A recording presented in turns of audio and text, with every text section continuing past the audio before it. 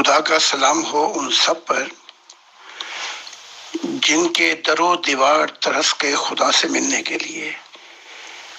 مراد یہ ہے کہ جن کے دل اور روحیں ترس گئیں۔ آؤ اور انسانوں، دیکھو خدا نے کتنا ملنا آسان کر دیا کہ کتاب اس میں نور ہے، آسمانی نور ہے، جو سب بکھیرو تعصبوں کو، سب کچھ اپنے بوجھوں کو پیچھے چھوڑ کے آئے گا، وہ ان کتابوں کو پڑھتا پڑھتا خدا کی ذات سے ملے گا۔ تو بہت بہت شکریہ امیر فیصل صاحب، مغل اجالا صاحبہ، میں آگے ہوں اور دیگر ٹیم ان کا۔ جی محترم زاہد خان صاحب، ویلکم ہے آپ کو گروپ میں، اور اللہ تعالیٰ کے پاک نام سے ہم اس پروگرام کا آغاز کرتے ہیں۔ اور شروع میں ہی ایک سوال ایک ممبر کی طرف سے بڑا گرما گرم آیا ہوا ہے۔ السلام علیکم ورحمۃ اللہ وبرکاتہ to all dear group members of pure discussion group. ہم آج ایک بار پھر سے محترم زاہد خان صاحب کا پرخلوص استقبال کرتے ہیں پیور ڈسکشن گروپ میں، ان کو ویلکم کہتے ہیں۔ آئے محترم زاہد خان صاحب، ویلکم، شکریہ۔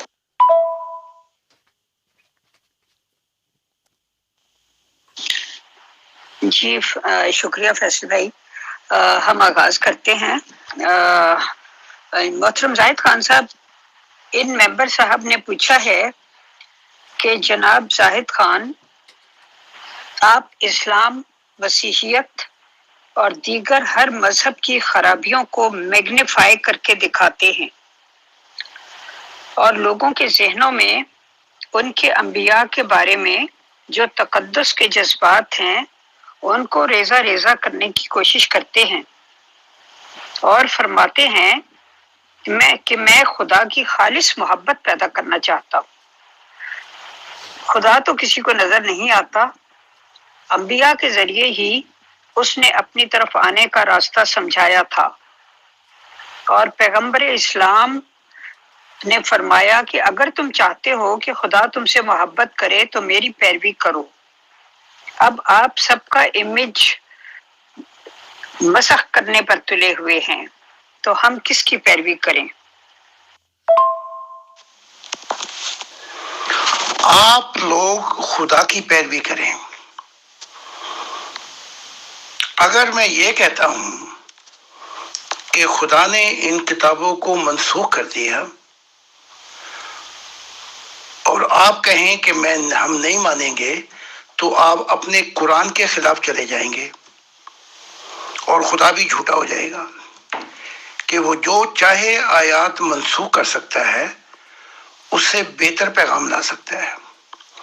بات جو ہے وہ یہاں پہ آ کے مکتی ہے یا ختم ہوتی ہے کہ آنے والا کہہ رہا ہے کہ یہ منسوخ میں نے نہیں کیے، یہ خدا کی ذات نے منسوخ کیے۔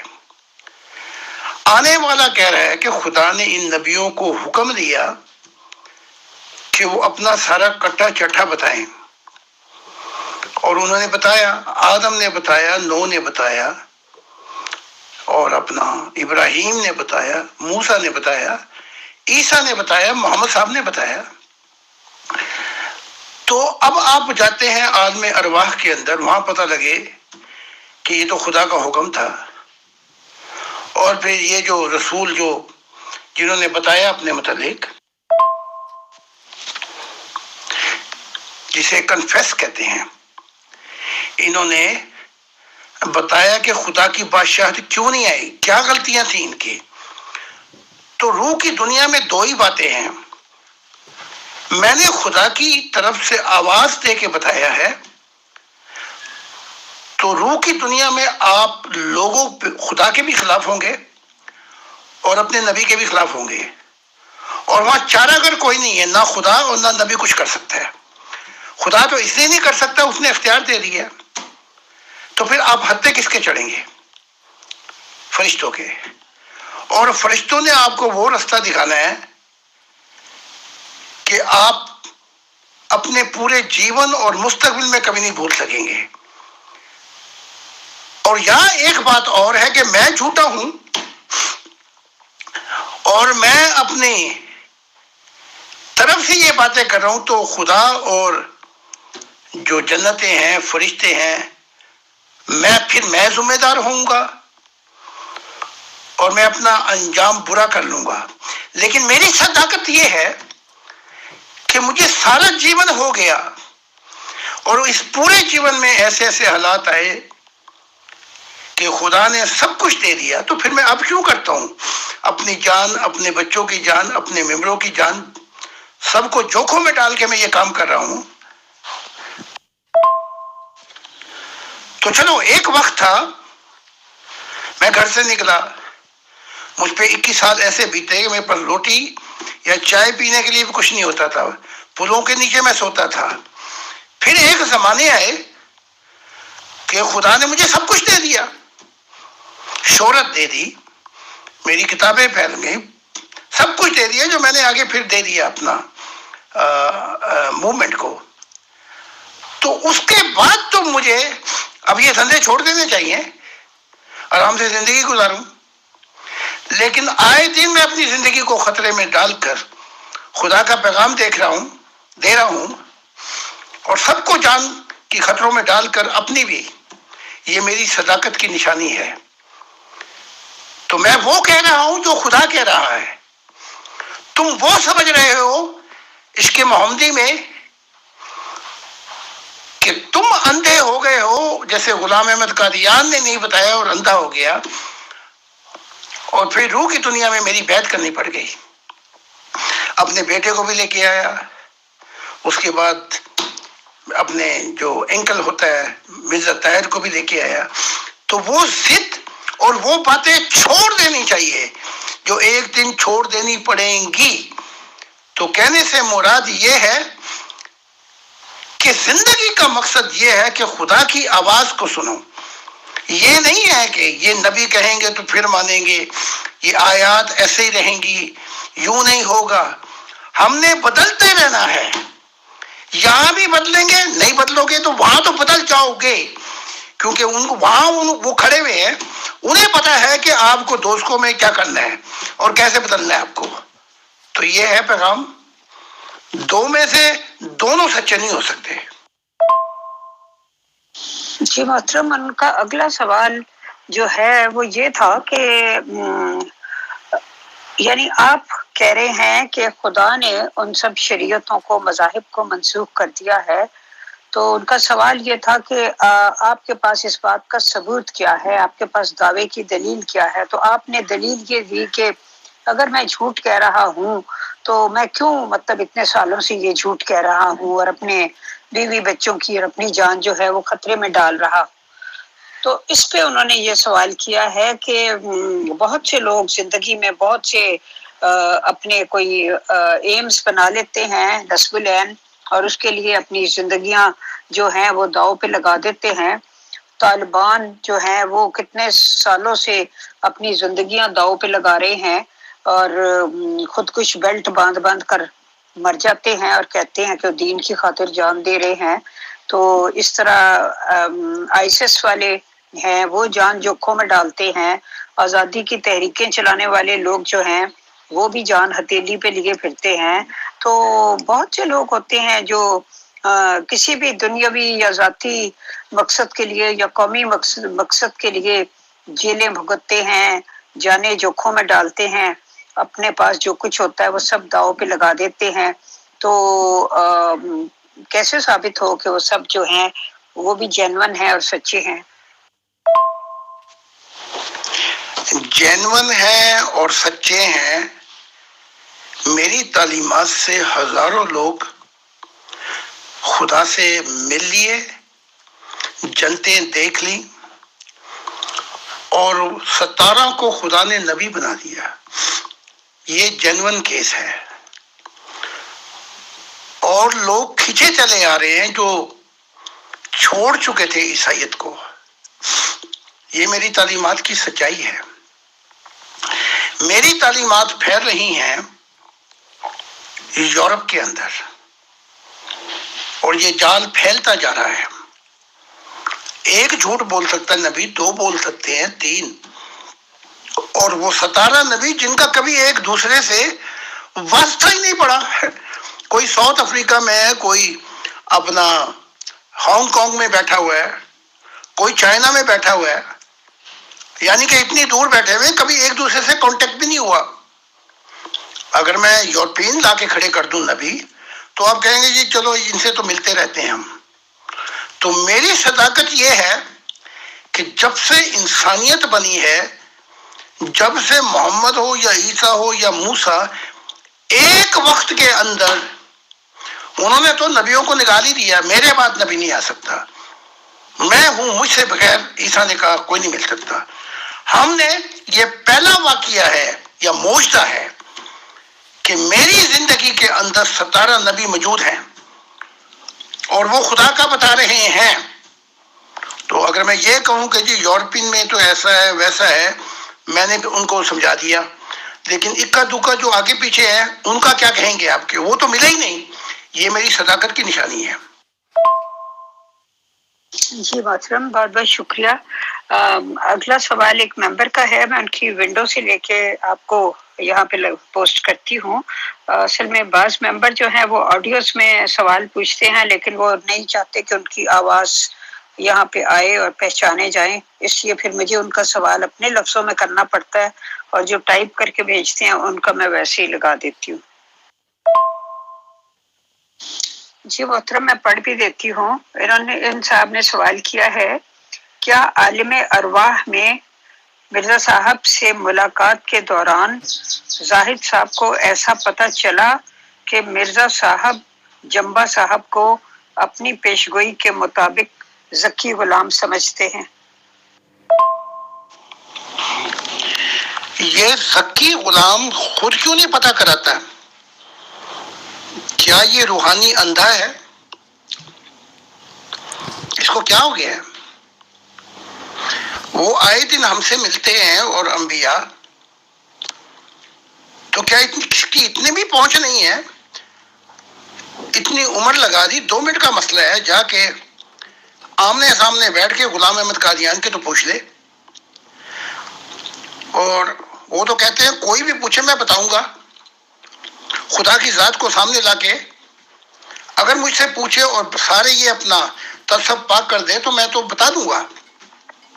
تو اس کو کیا ہو گیا ہے کہ جا کے مل نہیں لیتا اور پتہ نہیں کرا لیتا؟ اب دوسری بات جو ہے وہ یہ ہے، میں تو کئی دفعہ مل چکا ہوں، اور جب غلام احمد قادیان نے میری بیعت کی، عہد کیا کہ میں خدا کا مددگار ہوں گا، تو کھلے طور پہ انہوں نے مجھ سے کہا کہ یہ محمود جو میرا بیٹا ہے، اس پر یہ جو میری بشارت تھی وہ پوری ہوئی۔ ہم نے مان لیا، اور یہ بھی کہا کہ میں اپنی اولاد میں اس بشارت کو تلاش کر رہا تھا، ہم نے تو مان لیا۔ اس کے بعد محمود نے بھی، جو دوسرے خلیفہ ہیں، 2 عہد اور میری بیعت کر لی۔ پھر مرزا طاہر صاحب کو بلایا، انہوں نے بھی کر لی۔ ان 3 لوگوں کی بات کر رہا ہوں میں۔ تو میں تو بار بار دہراتا ہوں کہ میرا آنا جانا خدا کے حضور ہے۔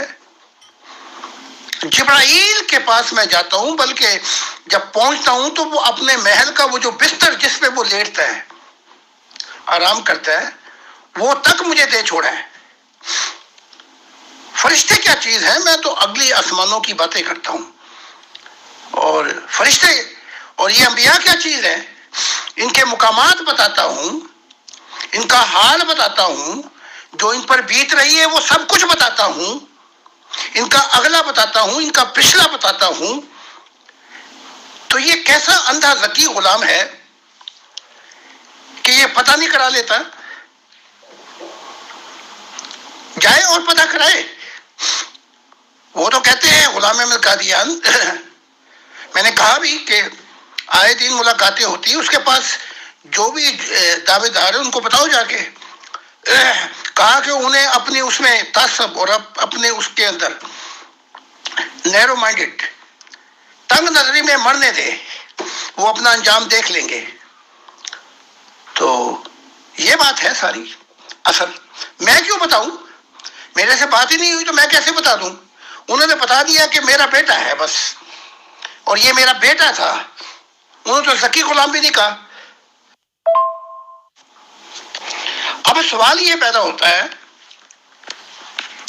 کہ یہی اپنا یہ جمبا غفار جسے کہتے ہیں، اس کے متعلق سوال یہ پیدا ہوتا ہے کہ جسے یہ آقا آقا کہے کہ اس کی زبان سوکھ گئی، ترس کیا، اپنا آقا سے پوچھ کہ کیا تو مجھے اپنا ایک دیدار بھی نہیں کرا سکتا؟ کیا ہو گیا اس آقا کو؟ ہم تو کھری کھری باتیں کرتے ہیں۔ خدا نے مجھے جب سے میری آنکھیں ماتھا چوما، گلے لگایا، اور لاکھوں دفعہ گلے لگایا، جب بھی جاتا ہوں گلے لگاتا ہے، میری زبان پہ سے حق نکلتا ہے۔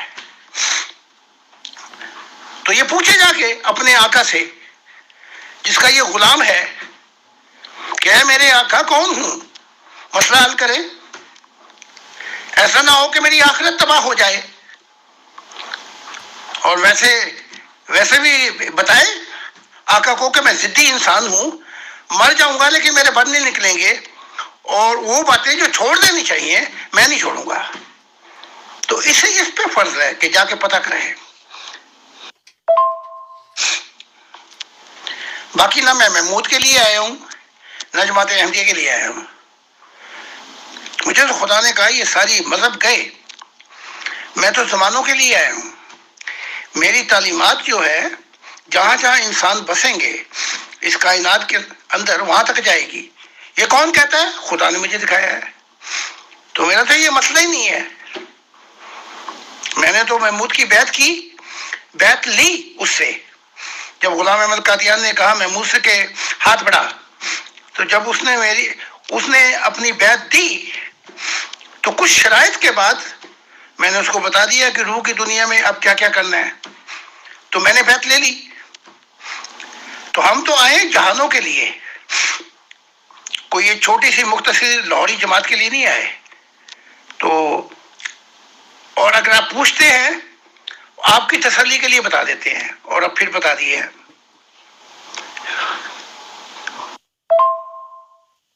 جی محترم، بہت بہت شکریہ۔ اگلا سوال بھی اسی موضوع سے متعلق ہے۔ ان صاحب نے کہا ہے کہ جمبا صاحب سمجھتے ہیں کہ مرزا غلام احمد قادیانی صاحب کو اپنی پیشگوئیوں کی سمجھ نہیں آتی تھی، وہ اجتہاد کرتے تھے جو غلط ثابت ہوتے رہے۔ اب اللہ تعالیٰ نے عبدالغفار جمبا صاحب کو ان پیشگوئیوں کی وضاحت کرنے کے لیے بھیجا ہے۔ کیا آپ اس بات سے اتفاق رکھتے ہیں؟ بالکل اتفاق نہیں کرتا۔ اگر آقا کو سمجھ نہیں آتی تھی تو یہ غلام کیا سمجھے گا؟ موازنہ آپ خود ہی کر لیں۔ اور وہ شخص جو کہے کہ نیکی خدا ہے، اس شخص کو اتنی تمیز بھی نہیں کہ نیکی ایک ہارزنٹل چیز ہے، خدا کی ذات ایک ورٹیکل چیز ہے، مقدمہ ہے۔ تو اس کو سقراط جو اندھے سقراط اور فلاسفر کی ٹیچنگ کو لے کر آگے بڑھے، اس سے اور کیا توقعات کی جا سکتی ہیں؟ اور یہ بات تو میں نے اس کو بتا بھی دی تھی کہ خدا نیکی نہیں ہے۔ اور جیسے محمد صاحب نے کہا تھا کہ خدا زمانہ ہے، میں نے محمد صاحب کو ہی بتایا تھا خدا زمانہ نہیں ہے، خدا شاہد ہے، گواہ ہے زمانوں کے اوپر۔ تو جب اتنی بھی تمیز نہ ہو کہ آقا سے غلطیاں ہوئیں تو یہ غلام یہ کیا چیز ہے؟ تو اپنی غلطیاں بھی درست کریں پھر یہ۔ جی محترم، اگلا سوال بھی ایک ممبر کا ہے، میں وہ آپ کو یہاں پوسٹ کرتی ہوں۔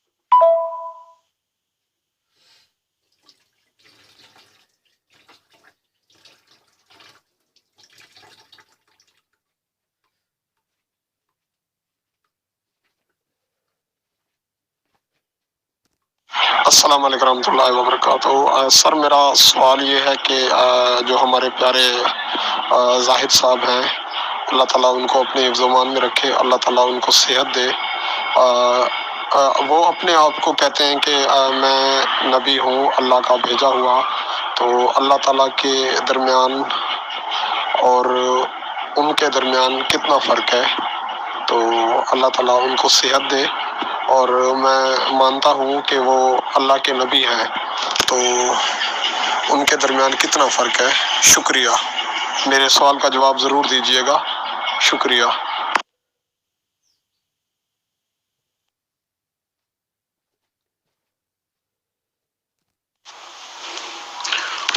وہ خدا ہے، میں اس کا بندہ ہوں، اور وہ خدا ہے جو فرشتوں کو نبی بھیجتا تھا کہ چنو، تلاش کرو، وہ خدا ہے اور فرشتے مخلوق ہیں، اتنا فرق ہے۔ وہ خدا جو نبیوں کو چن لیتا ہے اور ان پر ایک چیز لازم کر دیتا ہے کہ میری توحید، میری معرفت الہی کے متعلق بتاؤ گے، اور اسی لیے میں نے تمہیں بھیجا ہے۔ اگر وہ کوئی نبی اپنی کل افشانیاں شروع کر دے یا اپنے آپ کو بٹھا دے بیچ میں، تو خدا کہتا ہے میں اس کا بھی حساب لوں گا۔ تو یہ جتنی کائنات آپ کو نظر آ رہی ہے، یہ مخلوق اور وہ خدا ہے، وہ مقدمہ ہے اور ہم تخلیقات ہیں، اتنا فرق ہے بس۔ شکریہ۔ اس کے بعد خدا کے انعامات آ جاتے ہیں، جیسے خدا کہتا ہے جو کوئی جبرائیل، میکائیل اور یہ جو بڑے بڑے فرشتے ہیں ان کے خلاف ہوا، وہ میرے خلاف ہوگا۔ یعنی کہ وہ جو ہیں وہ خدا کے خلاف ہوگا، یعنی کہ وہ جو ہیں وہ خدا کے فرما بردار ہیں، اور میں بھی خدا کا فرما بردار ہوں، اور یہ انبیاء بھی خدا کے فرما بردار ہیں۔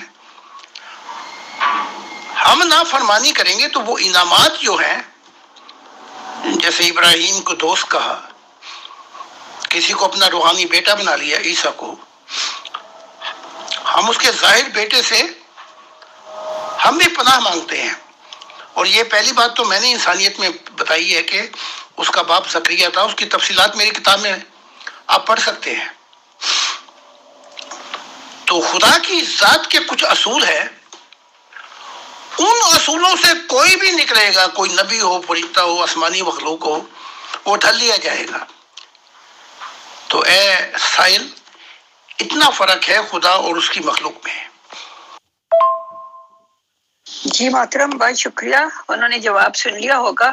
اگلا سوال بھی ایک ممبر کا ہے، وہ میں یہاں لاتی ہوں۔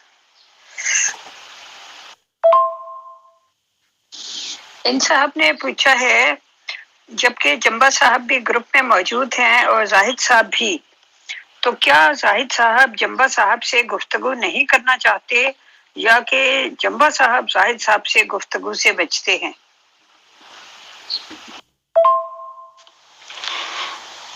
جب میں نے جمبا صاحب سے 10 دفعہ بات چیت کی، ان کی رازدارانہ باتوں کو بھی بتایا ہے انہیں، اور یہ بھی بتایا ہے کہ کیا حشر ہوگا عالم ارواح میں، ملو صاحب اس کے گواہ بھی ہیں، اور میں سچی بات کرتا ہوں۔ اب جو یہ جمبا صاحب کہتے ہیں کہ میں نے پیشکش کی تھی، میں تو گیا تھا، ہم وقت تھا، میرا جل تھا، اور میں نے ان سے ملنا چاہتا تھا، انہوں نے انکار کیا اور بیٹے کا بہانہ کیا۔ پھر جب میں نے ادھر بلایا تو کہا میں نہیں آ سکتا، ملود گواہ ہیں۔ جھوٹ سے مجھے نفرت ہے، حق گوئی بات کرنی چاہیے۔ تو میں نے تو وہاں بھی گھنٹوں جب بھی ان سے کوئی 10 ملاقاتیں ہوئی ہیں، اب یہ جمبا صاحب کہتے ہیں کہ وہ الف لیلہ کی کہانیاں میں نے سنی۔ یہ الف لیلہ کی کہانیاں تجھے تیرا انجام بتائیں گی روح کی دنیا میں، جو میں تجھے بتا چکا ہوں۔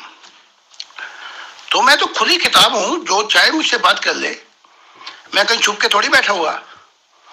میں تو 20-30 ہزار لوگوں سے مخاطب ہوں اپنے جلسوں کے اندر، جان ہتھیلی پہ رکھ کے کھڑا ہوں۔ تو مجھے تو کسی سے ملنے سے کوئی حرج نہیں ہے.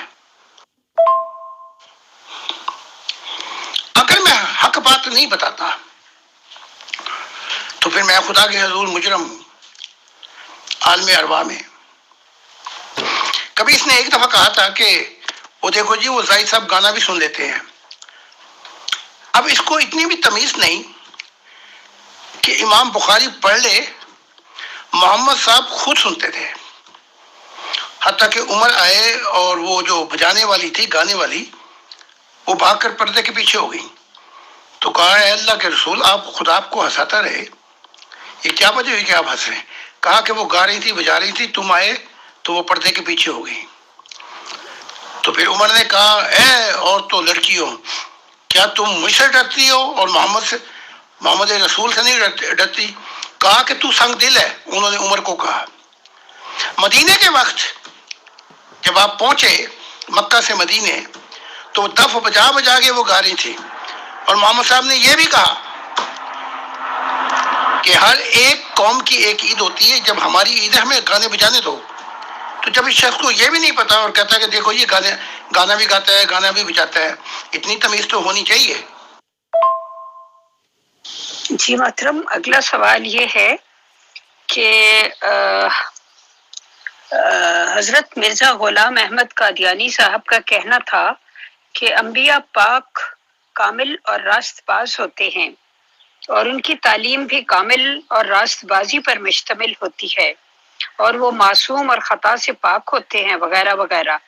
لیکن آپ فرماتے ہیں کہ انبیاء کرام سے بہت سی غلطیاں ہوئیں اور ان میں سے اکثر نے خدا کی مرضی پر اپنی حکمتوں کو ترجیح دی.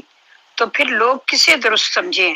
یعنی آپ جو کہہ رہے ہیں اس کو درست سمجھیں یا جو مرزا غلام احمد قادیانی صاحب نے فرمایا کہ انبیاء معصوم اور راست باز ہوتے ہیں وغیرہ وغیرہ اس کو درست سمجھیں؟ چلو اگر آپ ہماری گواہی تسلیم نہیں کرتے تو یہ غلام احمد قادیان 130 سال یا تقریباً کم و بیش یہ جماعت یہ آٹے میں نمک کے برابر بھی نہیں ہے. عیسیٰ کی مذہب پوری دنیا میں پھیلا ہوا ہے. وہ کہتا ہے کہ کوئی نیک نہیں. پہلے تو اس نے اپنا ہی انکار کر دیا. مسیح تھا، مسیح نبی سے بڑھ کے ہوتا ہے. نبی جو ہیں وہ تیاری کرواتے ہیں. وہ کہتا ہے تو مجھے نیک کیوں کہتا ہے؟ وہی دیکھا نا، وہی بات نیکی پہ آ گئی. تو مجھے نیک کیوں کہتا ہے؟ پھر اس نے کہا کوئی نیک نہیں. پھر کہا کہ صرف ایک خدائے واحد. تو اگر اس طرح دیکھو گے تو عیسیٰ کی تو ڈنکا بجتا ہے اس زمین کے اوپر. اس نے گواہی دے دی کوئی نیک نہیں. اور محمد صاحب 70 دفعہ استغفارہ کرتے تھے، معافیاں مانگتے تھے اپنی غلطیوں کی. تو وہ کیا غلطیاں تھیں؟ اب یہ جماعت احمدیہ یا کوئی یہ کہیں گے ہاں وہ اپنے آپ کو بچھاتے تھے، یعنی کہ وہ خدا کے حضور اپنے آپ کو سامنے رکھ کر یہ، لیکن غلطیاں کوئی نہیں کرتے تو جھوٹے ہیں. 70 دفعہ استغفارہ کرتے تھے اور بہت سے غلط فیصلے ہو گئے محمد صاحب سے ان کی زندگی کے اندر ہی. اور قرآن کے اندر بھی 100 سے زیادہ غلطیاں تو نکال دی ہیں، ایک طرف کچھ اور دوسری طرف کچھ. تو کہنے کا مقصد یہ ہے کہ آپ اگر انبیاؤں کو اٹھا کر وہاں بٹھا دیں جو خدا کا مقام ہے تو آپ بھٹک گئے، ٹھوکر کھائی، اندھے ہو گئے. اور باقی رہ گیا غلام احمد قادیان. یہ بھی پھر بیچ میں آ جاتے ہیں نا، پاک ہوتے ہیں، فلاں ہوتے ہیں، یہ ہوتے ہیں. تو ان کی پیشن گوئیوں میں کتنی غلطیاں ہوئیں ان کو بھی سامنے لایا جائے گا. اگر وہ بحث کرے جو ان کی جو پیشن گوئیاں تھیں پھر کیا کیا معاملات ہوئے، تو غلام احمد قادیان جھوٹے ہو جاتے ہیں، بلکہ اپنی نبوت میں ہی جھوٹے ہو جاتے ہیں کہ جو سچا ہے اس کے سامنے جو باطل ہے وہ ہلاک ہو جائے گا. اور غلام احمد قادیان ہلاک ہو گئے، یعنی اپنی نبوت کے اندر خود ہی پھنس گئے اپنے جال کے اندر۔ تو کہنے سے مراد یہ ہے کہ میں نبیوں کے خلاف نہیں ہوں، میں یہ کہتا ہوں کہ نبیوں سے بھی غلطی ہوئی، مجھ سے بھی غلطیاں ہوئیں، اور خدا کی ذات جو ہے وہ معاف کر دیتی ہے۔ لیکن یہ کہنا کہ وہ بھی خدا کی طرح تھا، یہ بڑی وہ ہے، کیا کہتے ہیں، ایک گناہ ہے خدا کی طرف منسوب کرنا۔ بلکہ میں یہاں تک کہتا ہوں کہ جبرائیل اور فرشتوں سے بھی غلطیاں ہوتی ہیں، میں یہاں تک کہتا ہوں کہ آگے آسمانی مخلوق سے بھی غلطی ہوتی ہے، صرف ایک ہی ہے خدا کی ذات جو ان غلطیوں سے مبرہ ہے۔ اب آپ دیکھیں، خدا نے حکم دیا نا ان کو، ان سب نبیوں کو، جاؤ اور اپنی غلطیاں بتاؤ کہ میری دنیا کیوں نہیں آئی۔ تو یہ جو کتاب آئی ہے اس کے اندر وہ بتا رہے ہیں کہ ہماری خدا کی دنیا کیوں نہیں آئی، اور اپنا اعتراف کر رہے ہیں جرم کا، اور آپ آگے پہنچ جائیں اور کہیں کہ وہ تو پاک ہوتے ہیں۔ ادھر پتہ لگے انہوں نے تو اپنی تعلیمات کا اعتراف کر کے مجھے بتا دیا تھا، تو آپ تو پھنس گئے۔ وہ تو تازہ خبریں میں دے رہا ہوں کہ ان سے کیا کیا غلطیاں ہوئی اپنی کتاب میں، آپ مان نہیں رہے۔ تو موت کے بعد وہ کہہ دیں گے محمد اور دوسرے انبیاء، بھائی وہ زاہد خدا کا مسیح، خدا کا زمانہ، خدا کا دل آیا تھا، ہم نے اعتراف کر لیا تھا، خدا کے حکم سے اپنی غلطیاں بتائیں کہ ہماری دنیا، خدا کی دنیا کیوں نہیں آئی، تو تم نے کیوں نہیں مانا اسے؟ تو وہ نبی تو نکل گئے، آپ پھنس جائیں گے وہاں پہ، پھر آپ کا کیا ہوگا؟ جی محترم، بہت بہت شکریہ۔ اس سلسلے کا ایک سوال اور ہے، اس کے بعد ہم موضوع بدلتے ہیں۔ وہ سوال یہ ہے کہ عبدالغفار جمبا صاحب جو ہیں وہ ایک ایسے شخص ہیں جنہوں نے شاید جماعت احمدیہ کی ہسٹری میں پہلی دفعہ جماعت احمدیہ کے جو اکابرین ہیں، بڑے بڑے لوگ، خلفاء وغیرہ، ان کو للکارا ہے، اور ایسا للکارا ہے کہ بالکل میرا مطلب ہے کہ حد ہی مکا دی ہے۔ تو کہا یہ جاتا ہے کہ اگر جمبا صاحب جیسے منحنی شخص کے پیچھے خدا تعالیٰ کی طاقت نہ ہوتی تو جماعت احمدیہ میں تو کسی میں اتنا بھی دم نہیں ہے کہ وہ جو بھی ان کو سبق پڑھا دیا جاتا ہے اس سے ہٹ کے کچھ سوچ بھی سکیں، اور اگر سوچ بھی لیں تو اس کا اظہار بھی کر سکیں، اتنی بھی ان کے اندر طاقت نہیں ہے۔ یعنی ان کو اس انداز سے تربیت دی گئی ہے کہ وہ کبھی بھی اختلاف نہیں کر سکتے۔ تو لیکن جمبا صاحب پہلے شخص ہیں جنہوں نے اپنی کمزوری اور اپنی میرا مطلب ہے اس کے باوجود کہ وہ اپنے آپ کو بہت عاجز کہتے ہیں، جماعت احمدیہ کو للکارا ہے اور بری طرح للکارتے چلے جا رہے ہیں، اکیلے پوری جماعت احمدیہ کے سامنے ڈٹے ہوئے ہیں۔ تو کیا اس سے ظاہر نہیں ہوتا کہ ان کے پیچھے کوئی خدائی طاقت ہے، خدائی ہاتھ کام کر رہا ہے؟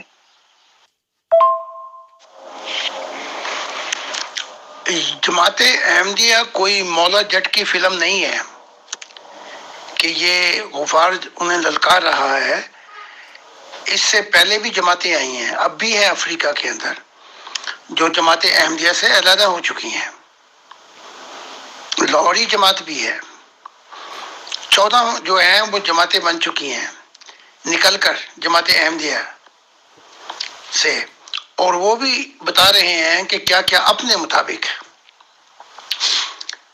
پھر جو بات ہے وہ یہ ہے کہ جب یہ جرمنی میں تھا کتنی معصوم سی باتیں کرتا کہ جی انہوں نے مجھے بنا دیا، اور جب تجھے پتا تھا کہ تو یہ حق پر جماعت نہیں ہے تو ان کا وہ جو کھیل کے اندر اس طرف صدر کیوں بن بیٹھا؟ تو حق کے ساتھ کہتا ہے جی میں تو ان چیزوں کو مانتا ہی نہیں کہ جماعت احمدیہ حق پر ہے۔ تو اس وقت تو نے بڑے صدر بن بیٹھا اور بڑی عاجزی دکھائی۔ جب بعد میں اختلافات ہوئے اور انہوں نے آگے پیچھے کیا اس کو، تو پھر یہ بن گئی جماعت۔ تو کوئی پہلا شخص نہیں ہے، اور بھی 14 ہیں وہ جو نکل چکے ہیں، ابھی اور بھی وہ آئیں گی انہی میں سے، جماعت احمدیہ میں سے جو اصلاح کریں گے، بلکہ میں کہتا ہوں کہ جماعت احمدیہ میں بھی 72 فرقے ہوں گے. پھر سوال کیا جائے گا کہ 73واں کون سا ہے جو جنتی ہے.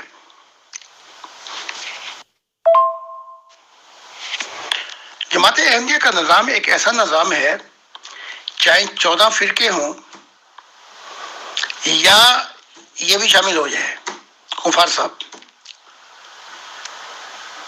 وہ جو ان کے خلیفہ ہیں وہ ان کی شکل بھی نہیں دیکھیں گے. یہ مر جائے گا وہ نہیں ملیں گے. تو اور نہ وہ توجہ دیتے ہیں اس طرف. حقیقت ہے اس میں.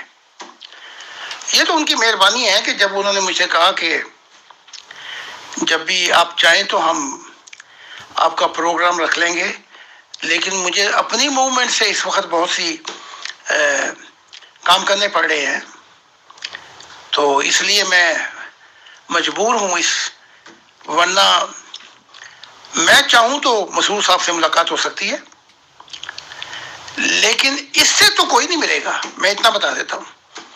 نہ وہ جو افریقہ میں علیحدہ ہوئے ان سے وہ ملیں گے. تو اس سے مراد یہ نہیں ہے کہ یہ سچے ہیں یا جماعت احمدیہ جھوٹی ہے. تو یہاں یہ بھی کہا جا سکتا ہے جماعت احمدیہ تو پوری دنیا میں پھیل گئی، تو اس کی سچائی کی نشانی تو بہت آسمانی ہے. اور یہ جو 14 نکلے ہیں اور یہ نکلا ہے، یہ تو للکار ہی رہے نا. اس سے زیادہ کیا کر سکتے ہیں؟ اور حقیقت یہ ہے کہ جو کچھ تھے ان میں سے 10 بندے جو ہے، جب اس نے یہ کہا، جب اس نے مجھے للکارا اور کہا کہ خدا فیصلہ کرے گا کون سچا ہے کون جھوٹا ہے، تو یہ جماعت احمدیہ تھوڑی تھی. میں خدا کا دل ہوں. جب اس نے یہ کہا اور للکارا مولا جٹ کی فلم کی طرح، فوراً ہی اس کے بعد اس کے 10 شخص خدا نے میری طرف بھیج دیے. تو یہیں سے جھوٹا ثابت ہو گیا. اور اگر ایک دفعہ اور للکارے گا تو 5 رہ گئی ہیں، 10 5 یا 8 وہ بھی جائیں گے. ہوش کر اور ہوش کے ناخون لے اور خدا کی تعلیمات کو لے کے آگے آ اور بھول جا جماعت احمدیہ کو. تجھے مشن نہیں دیا گیا کہ تو صرف محمود کے لیے ساری زندگی ضائع کر دے. اور بھی غم ہے اس زمانے میں. دیکھ انسانیت کیسی تڑپ رہی ہے. اور میں نے اسے یہ بھی موقع دیا تھا کہ میں تجھے لے کے چلتا ہوں اور تو اپنے پیغام کو پبلک میں پیش کرنا. اس نے وہاں بھی آئے بائیں شروع کر دی. وہ جو ہمارے محمود اکرم صاحب ہیں تو ان سے معاملہ طے کیا، وعدہ کیا، پھر آئیں بائیں کرنے لگا کہ اپنا پرمیشن لے کے آئیں اپنا مسرور صاحب کی، خلیفہ کی. اپنے وعدے سے تو خود ہی مکر جاتے ہیں. تو کہاں کا للکارنا ہوا؟ جب ایک وعدہ کر لیا. محمود اکرم صاحب جن کا دوسرا نام پتہ نہیں کیا ہے، مجھے اس وقت یاد نہیں آ رہا، تو پھر جب وعدہ دے دیا تو ملنا چاہیے تھا، بات چیت کرنی چاہیے تھی. یہ کیا للکارنا ہوا کہ ایک عام احمدی کے ساتھ وعدہ کر کے اس کی للکار کو قبول نہیں کرتے؟ تو میں تو اسے للکارنا نہیں کہتا. میں تو یہ کہتا ہوں کہ میری نصیحت یہ ہے اس شخص کو کہ وہ تعلیم پیش کر جس سے انسانیت کا بھلا ہو جائے. اگر بھلا ہو گیا تو لوگوں کو پتہ لگ جائے گا کہ تو کون ہے اور تجھے خدا نے کیا برکتیں دی ہیں. جی محترم، بہت شکریہ.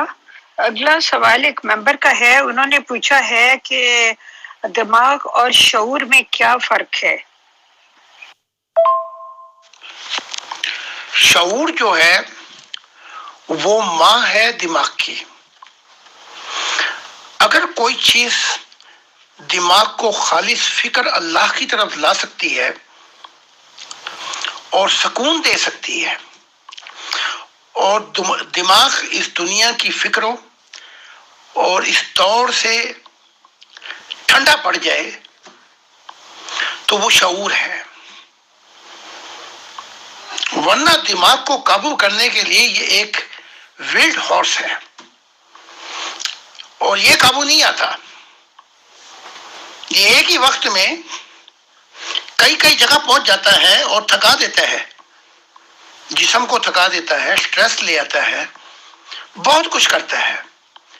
تو اس جو ہمارے لیکچر ہیں ان چابیوں میں یہ بھی بتایا جاتا ہے کہ یہاں پہ رک کر انسان دماغ کا غلام بن جاتا ہے اور یہ ڈکٹیٹر بن جاتا ہے، آمر.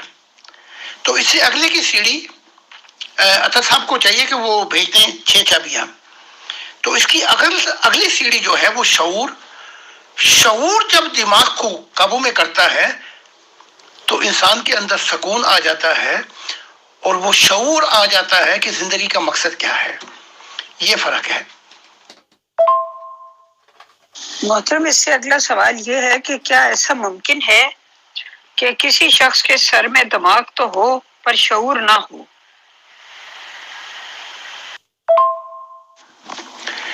دماغ کا زیادہ رخ جو ہے وہ اس نتائج پر دھیان رکھتا ہے، ہاؤ تھنگ آر کریٹڈ، یہ چیزیں کیسے پیدا ہوئیں.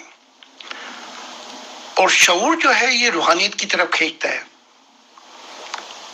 شعور بتاتا ہے کہ یہ کیوں تخلیق کی گئی. یہ اپنے ایک سکے کے دونوں پہلو بیان کرتا ہے. تو اسی طرح شعور اور چیز ہے، دماغ اور چیز ہے، ضمیر اور چیز ہے. ضمیر کی چابی جو ہے وہ انسان کو سچائی کی دنیا میں کھینچتی ہے. فرشتے آ جاتے ہیں بلکہ تعلیمات دینا شروع کر دیتے ہیں. تو یہ 7 چابیاں بھیج دی ہیں. جو چاہتا ہے خدا کو جاننا وہ ان لیکچروں کو سنے اور ہماری کتابوں کا مطالعہ کرے.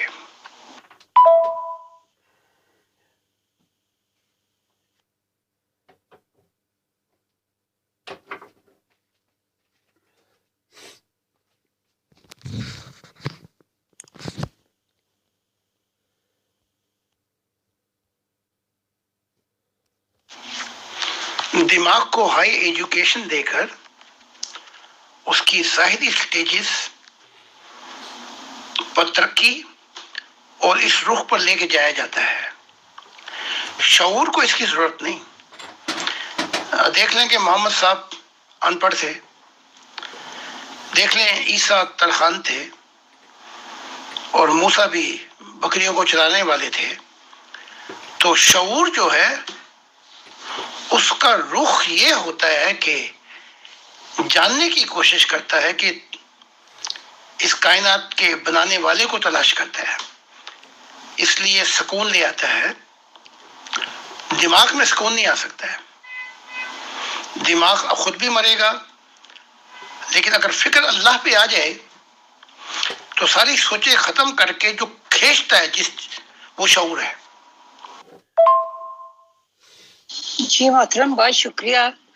اگلا سوال یہ ہے کہ آپ نے لکھا ہے کہ جتنے بھی نبی ہیں وہ اجازت لے کر کچھ دیر کے لیے اعلیٰ جنتوں میں آ سکتے ہیں، لیکن وہ وہاں کے شہری نہیں ہیں. یوں سمجھ لیجئے کہ ان کو ویزا دیا جاتا ہے. سوال یہ ہے کہ انبیاء تک کو اگر وہاں ویزا لے کر جانا پڑتا ہے تو آخر ان جنتوں میں کون رہتا ہے، اور انبیاء کو اجازت لے کر ان جنتوں میں جانے کا کیا فائدہ ہوتا ہے؟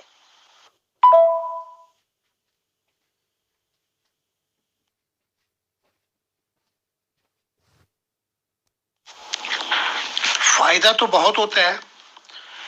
کسی آدمی کو جو 23 گھنٹے تک قید خانے میں بیٹھا ہوا ہے جہنم کے اور مصیبتوں میں ہے، اسے اٹھا کر آپ سرشاب پہاڑوں اور رومانٹک موسم میں لے آئیں جہاں پہ عجیب ہی ماحول ہو، تو روح پہ تو بڑا اثر پڑتا ہے. لیکن یہ نظام جو ہے یہ فرشتوں کے ہاتھوں میں ہے. وہ طے کرتے ہیں کتنی دیر اوپر اور کتنی دیر نیچے جا کے اپنی امتوں کو ان کی رہنمائی کرنی ہے. تو جب اوپر آتے ہیں تو جو اثر ہوتا ہے اس کا تو کہنا کیا. پھر جب اس ماحول میں جاتے ہیں تو پھر مصیبتیں، پھر وہ بھور، پھر وہ تکلیفیں. تو اب رہ گئی ایک آدمی کی بات. ان سب چیزوں کو سمجھنے کے لیے یہ سمجھ لے پہلے کہ قیامت ہے کیا.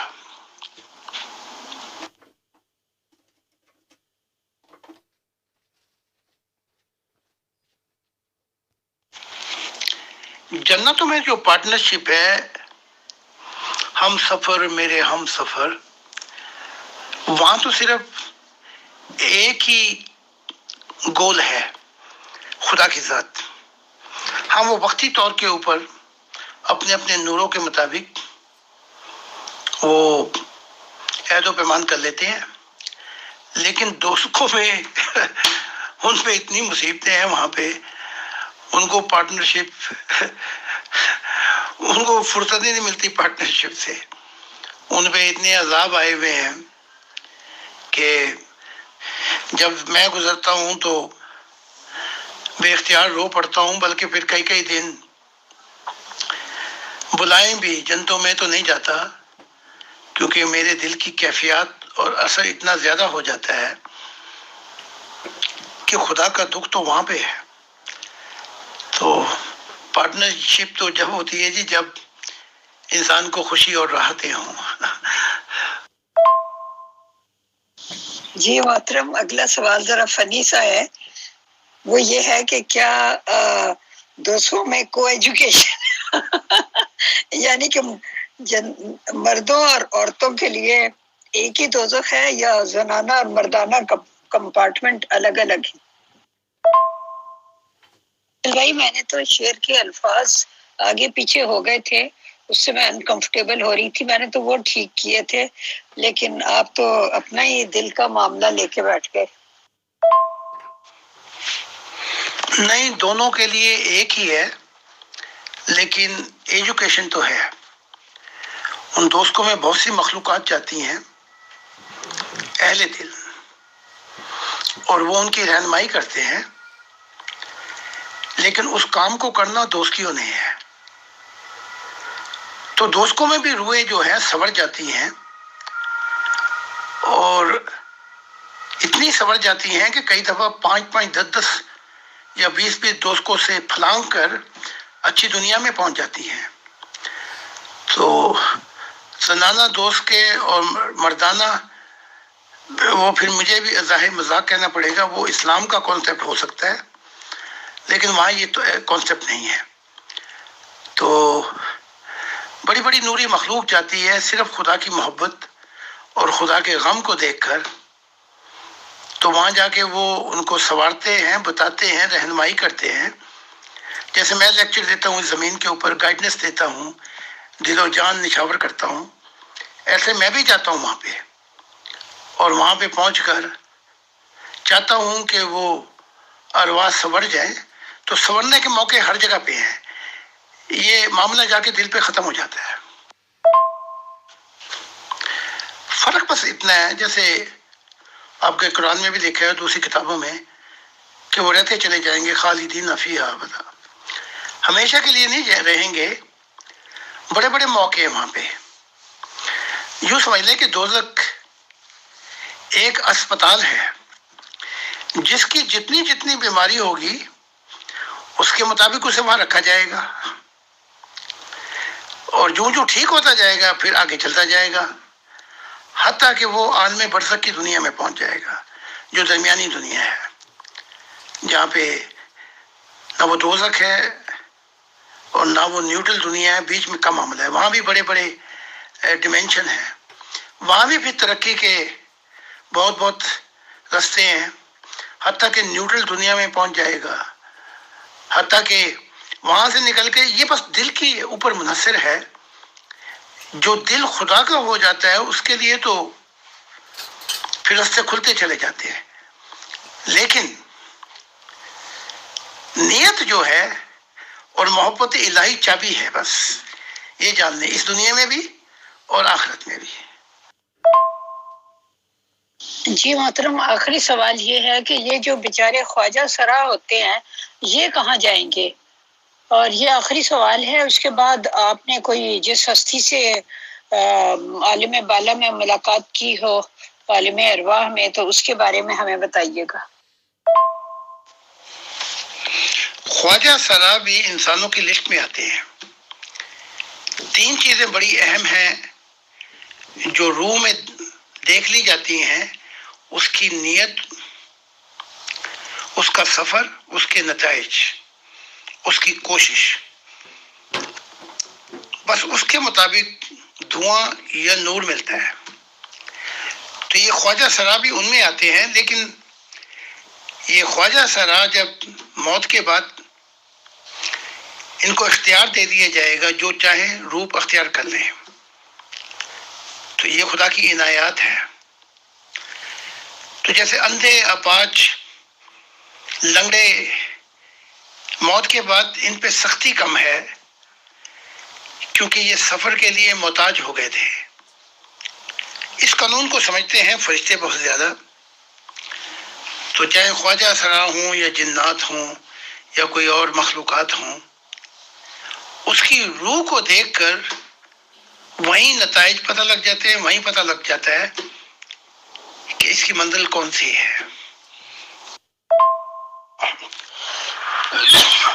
آج ہم موسیٰ، جسے آپ حضرت موسیٰ کہتے ہیں، اور یہ وہی موسیٰ ہیں جس نے انبیاؤں کی تاریخ میں خدا کو پہاڑ پہ لے کے آیا، حورا پہاڑ پر۔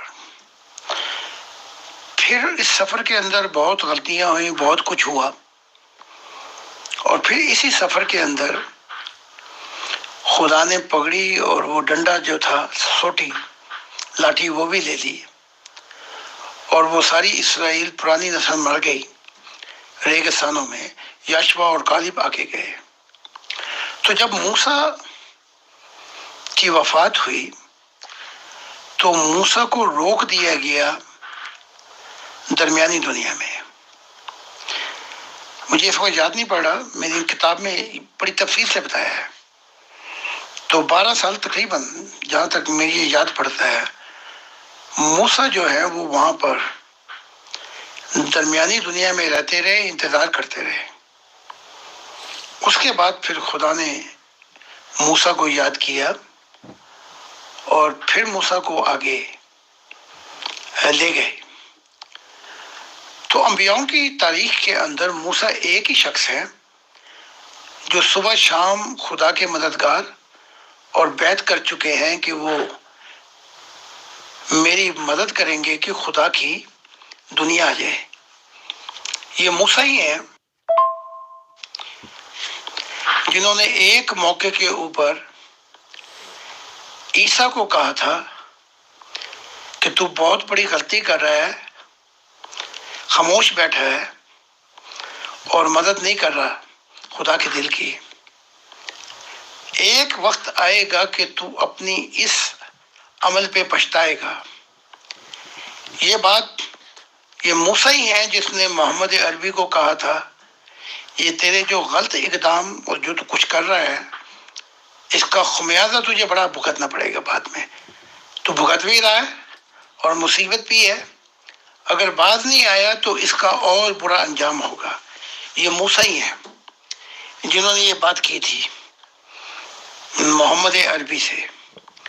یہ موسیٰ ہی ہیں کہ رات دن آتے ہیں اور پوچھتے ہیں کہ میں کیا کیا کروں کہ خدا کی دنیا آ جائے۔ اور یہ موسیٰ کو اجازت دیا ہے خدا نے کہ میں نے انہیں کئی دفعہ آسمانی نور کی بالا جنتوں میں دیکھا، اور یہ موسیٰ ہی ہیں جن کے محل کے جو ہمسایہ ہے وہ ہمارا ہیلمٹ روشا ماننے والا ہے، جو 40 سال تک میرے مشن کے لیے چلا اور اپنا تن من دے دیا۔ موسیٰ کی محبت، اس کی عنایت، اس کا ساتھ، جیسے اس نے مدد کی، میں نہ اس دنیا میں نہ آخرت میں بھول پاؤں گا۔ یہ اعجاز ہے موسیٰ کا کہ وہ خدا کی نور کی روشنی میں बड़ी तेजी से चीजों को समझ जाते हैं।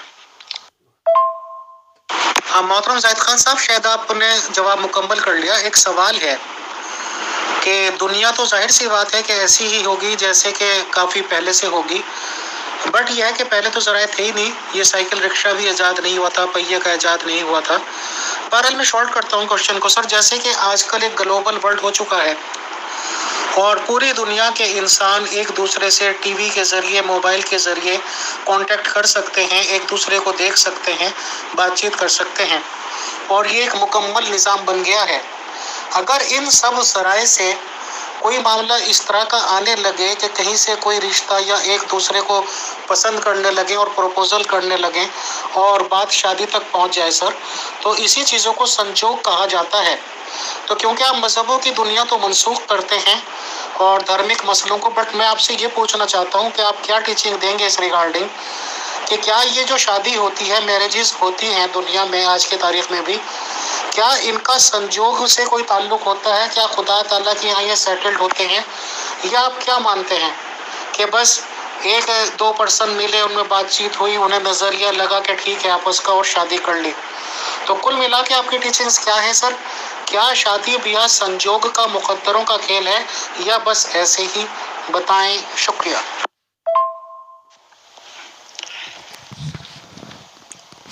आपका और आमिर फैसल साहब का और दीगर टीम, मैं बहुत शुक्रगुजार हूँ, और सवाल करने वालों का, बहरहाल जो भी सवाल थे उनका हक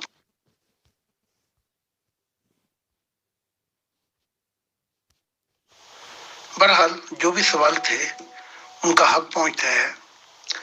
लेकिन फिर दुआ गो हूँ कि उन्हें खुदा के दिल में इतनी जगह मिल जाए और वो तलाश में जा निकले कि उनके मामलात आसान हो जाएं और बादलों की तरह इतने हल्के हो जाएं कि फिर ना नबी की ज़रूरत पड़े ना मसीह की, और बादलों की तरह सफ़र करते हुए खुदा की तरफ निकल जाएं।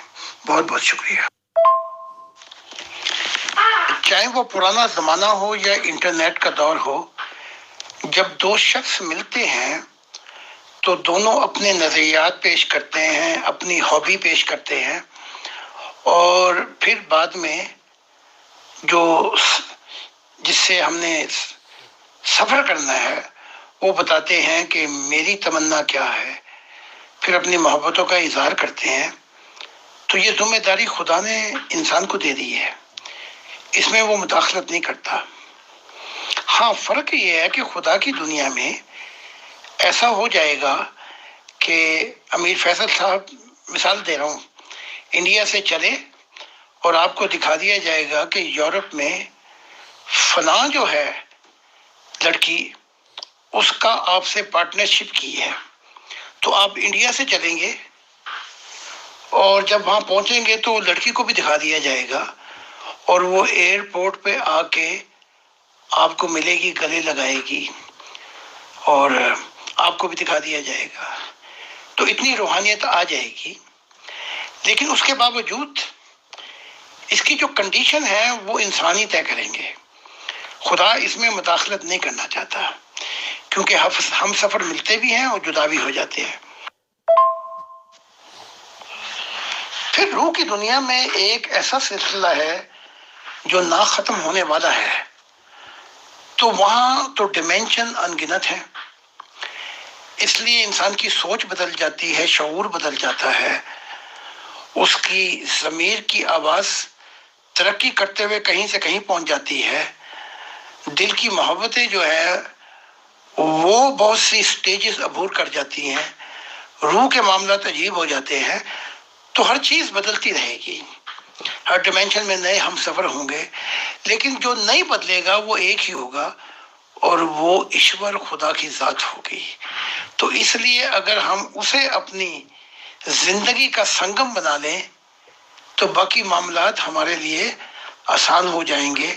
अगर वो सरचश्मा मोहब्बत पहला और आखिरी हो जाए तो फिर सब कुछ बर्दाश्त हो जाएगा और फिर ये ज़िंदगी जो है बड़ी हल्की फुल्की हो जाएगी।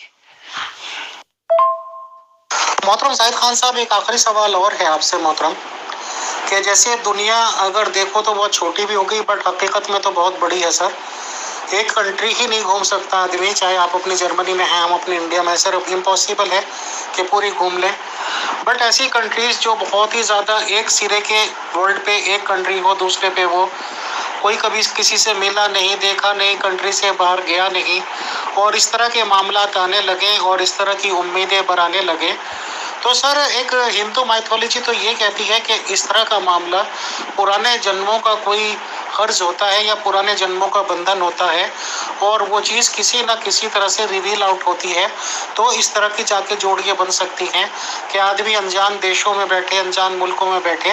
تو آپ کی ٹیچنگز کیا کہتی ہیں سر, یہ پرانے جنموں کی کوئی اس طرح کی بات آپ مانتے ہیں یا کیا ٹیچنگ دینا چاہیں گے سر, بتائیں. Today's last question of mind, کیونکہ ٹائم شاید زیادہ آپ لوگوں کا ہو گیا. شکریہ.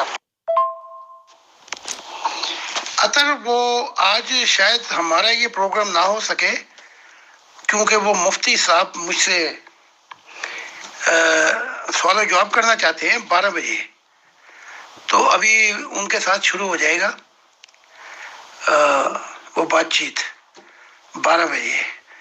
تو آج اطہر پھر رہنے دیتے ہیں یہ اپنے گروپ کا, تو میں نے کہا آپ کو پیغام دے دوں.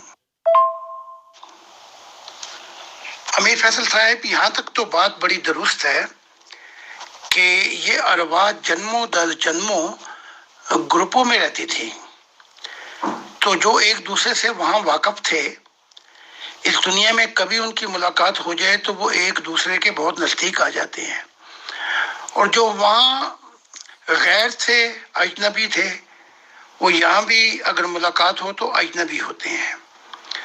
تو جنم اور جنم کے وہاں تو تھے, اس میں تو کوئی شک و شبہات نہیں ہے, لیکن یہاں کیونکہ موقع دیا گیا ہے نئے سرے سے, نئی شکل و صورت کے اندر, تو اب جو یہاں کے رشتے ناتے ہیں وہ یہاں سے شروع ہوں گے, پرانے جنموں سے شروع نہیں ہوں گے.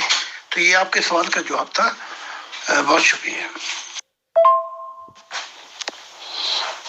ابھی میں بھیج دیتا ہوں لنک, مفتی مبشر مجھے بھیجے تو میں بھیجتا ہوں آپ کو. شکریہ. جی محترم زاہد خان صاحب شکریہ. وہ اصل میں یہ سوچ رہا تھا کہ ہندو مائتھولوجی بھی لگ بھگ ویسی بات کہتی ہے, اور مسلمانوں میں بھی یہ کہا جاتا ہے کہ آسمانوں پہ رشتے طے ہوتے ہیں, وہاں آسمانوں پہ بنتے ہیں, سنجوگ ہیں. تو اس طرح کی دونوں طرف ہی باتیں تھیں, تو میں نے آپ سے پوچھی تھی محترم. شکریہ. اگر آسمانوں میں جواب دے دوں کیونکہ اس نے ابھی تک لنک نہیں بھیجا مفتی نے. اگر آسمانوں پہ بن بھی جاتے ہیں تو یہ دنیا کا نظام بڑا بگڑا ہوا ہے, وہاں بن بھی جائیں تو یہاں ٹوٹ جاتے ہیں. جیسے مثال دیتا ہوں, یہ اپنا مرزا غلام احمد قادیان فاؤنڈر جماعت احمدیہ, وہاں بن گئے, یہاں ٹوٹ گئے. اور جیسے عیسیٰ کی مثال ہے اور بہت سی مثالیں ہیں. تو جب یہ خدا کی دنیا ہو جائے گی پھر ممکن ہے کہ جو آسمانوں پہ اگر رشتے جڑیں گے وہ زمین پہ بھی جڑ جائیں گے, جب یہ زمین برائی سے پاک ہو جائے گی. تو تھینک یو سو مچ. تو مجھے ذرا دوسری طرف جانا پڑ رہا ہے, تو مغل اجالا صاحب کو میں بھیج دیتا ہوں ابھی لنک. تھینکس, جزاک اللہ سر, آپ تشریف لائے اور سوال و جواب کی نشست لی. انشاءاللہ اگلے نشست میں پھر ملاقات ہوگی. اور ظاہر سی بات ہے کہ آپ کی بات سے ٹوٹل نتیجہ یہی نکلا کہ آسمان پہ کیا ہے, پہلے کیا ہے, وہ سب باتوں کو چھوڑیں, اور جو یہاں پہ موجود ہے پریکٹیکلی یہاں پہ شادی ہوتی ہیں یا ہو جاتی ہیں یا ہو سکنے کی امیدیں ہیں, وہی برحق ہے, وہی حق ہے, وہی سچ ہے. بہت شکریہ اور جزاک اللہ محترم.